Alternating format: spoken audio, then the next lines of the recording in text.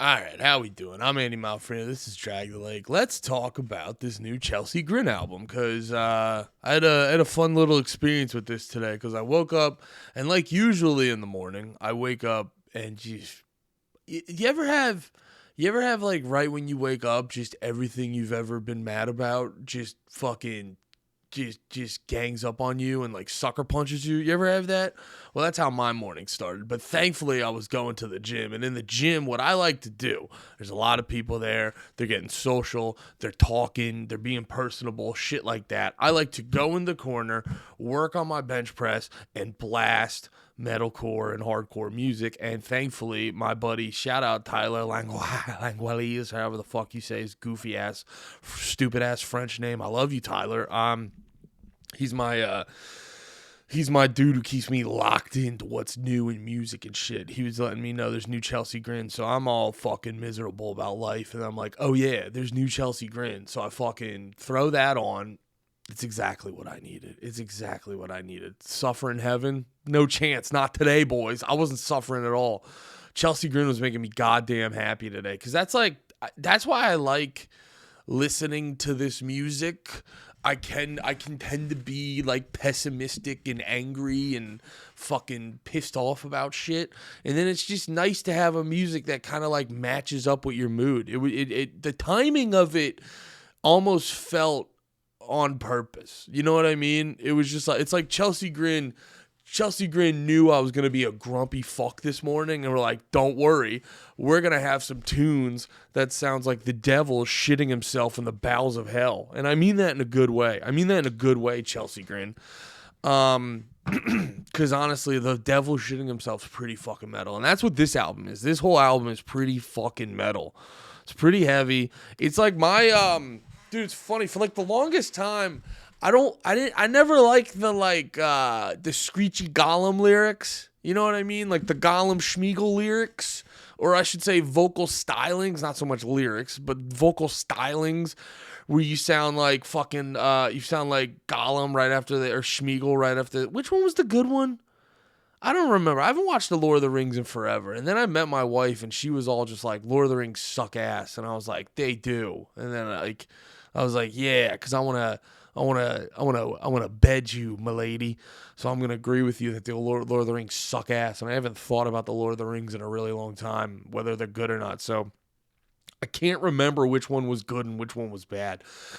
But either way, a lot of these vocal soundings sound like fucking the ring, like sound like Gollum right after they threw the ring into Mordor. How just he would probably scream. I don't know if that's what happened in the movie. I'm just guessing. I'm going off context clues and thinking that probably would happen if you threw the ring in Mordor right in front of fucking Gollum's face. I don't normally fuck with like vocal stylings like that, but the way they do it on Chelsea Grin gets me fucking hyped, and I really, really enjoyed it. My one minor complaint about this album, and this may sort of, now I've only listened to this album like 3 or 4 times today, which was an easy task because this album is only 8 songs. Comes just under 27 minutes, which I gotta be honest, in this day and age where fucking TikTok and Instagram, well, basically everything's trying to be TikTok in this day and age, and our attention spans are completely eroding. I do not mind the 25. I used to feel gypped. I used to be like, if it's not 45 minutes, you're a fucking asshole. Dude, give me a fucking 20-minute album. Because honestly, the first half of every album is the good part anyway. Just write that part of the album. And that's kind of what they did. You know what I mean? I think albums may not need to be... We talked about it before on Drag the Lake, which you can watch here on this YouTube channel every Friday, or if you want to see it early, go over to the PITM page on Wednesdays. It seems like now we're doing it on... you get it over there. But no, we've talked about it before on the podcast, where it's like... The fucking, like, 30 to 40 minutes might be the perfect album length. But, dude, I gotta be honest, after listening to this, shave 5 off, dude. 25 minutes, baby. Give me a 25-minute album. Because, honestly, for the vast majority of bands, Like the fall off happens around like 6 songs in. Once you get to about 6 songs, I start to lose interest and I want to move on to another thing. It could be the greatest fucking album ever. It happens to me. I was listening to fucking Radical today at the gym. I was listening to Radical, one of my favorite albums right now, but Radical by Every Time I Die. I was listening to that at the gym, but once I got to fucking the one right after Colossal Wreck, Radical. What the fuck? What fucking album? Yeah, dude. And that's a strong. I usually skip Dark Distance because I want to go right to Sly, Planet Shit, Post Boredom, Colossal Wreck, and Desperate Pleasure. That's a strong. And honestly, All This and War is a good. But that's a good 6-song run. But once I got to there, I had to I bowed out a little bit on it, and that's how it works. Honestly, for most albums, bro, give me 7 songs. Give me an intro, 7 songs. And you could throw an interlude in there, and I'm happy. Honestly, that and a few other things are something that Kanye was right about. I'm just kidding. Don't take that seriously. I know there's a lot of people in this genre that don't understand jokes. But no, for real. Remember when Kanye, what the fuck? Kanye had a minute where he was experimenting. Where was it? With Ye. He put out Ye. And then Kids See, what was it? Kids See Ghosts? Yeah, Kids See Ghosts, which I think they only had one release. Yeah. They put out the 7-song thing. And then I think Pusha T. What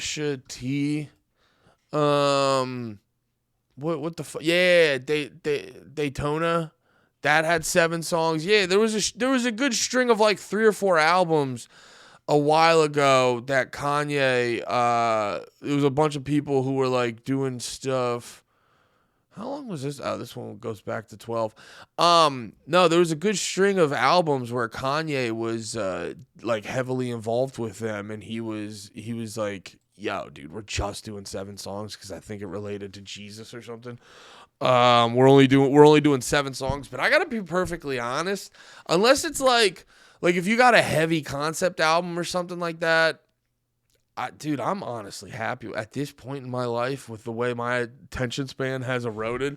I gotta be real. I'm actually pretty happy. You seeing the stains on my shirt? I'm pretty happy with 7 songs. But yeah, this was a really good length. It was really fun.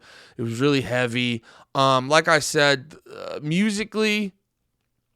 You know what? No, I don't know if I got into this thought completely.